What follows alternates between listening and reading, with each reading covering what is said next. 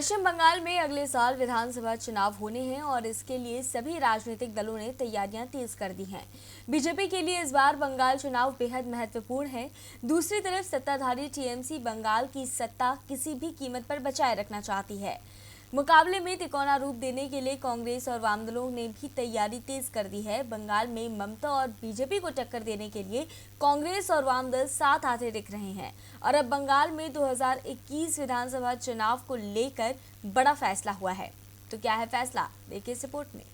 कांग्रेस ने जिस दिन अधीर रंजन चौधरी को पश्चिम बंगाल कांग्रेस का अध्यक्ष बनाया, उसी दिन ये तय हो गया था कि कांग्रेस चुनाव में ममता बनर्जी की टीएमसी से गठबंधन नहीं करेगी।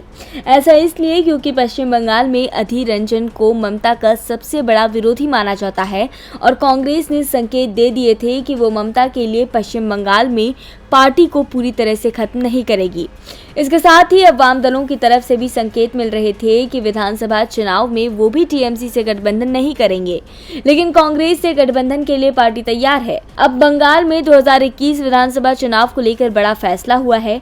सीपीएम पलित ब्यूरो ने बंगाल विधानसभा चुनाव के लिए कांग्रेस के 60 सीटों के समझौते और गठबंधन के प्रस्ताव को मंजूरी दे दी है। अब 30 और 31 अक्टूबर को सीपीएम सेंट्रल कमेटी इस पर मुहर लगा देगी।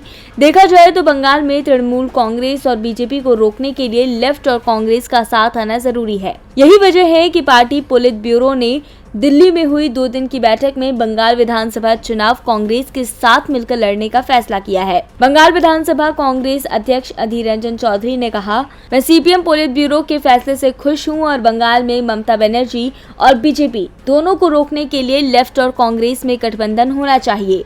आपको बता दें कि अधीर रंजन चौधरी ही पार्टी के अध्यक्ष थे जब साल 2016 में लेफ्ट और कांग्रेस ने मिलकर विधानसभा चुनाव लड़ा था।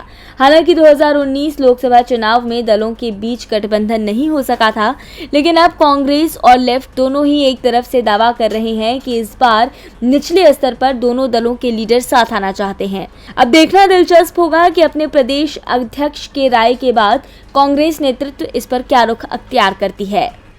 टीवी लाइव की रिपोर्ट।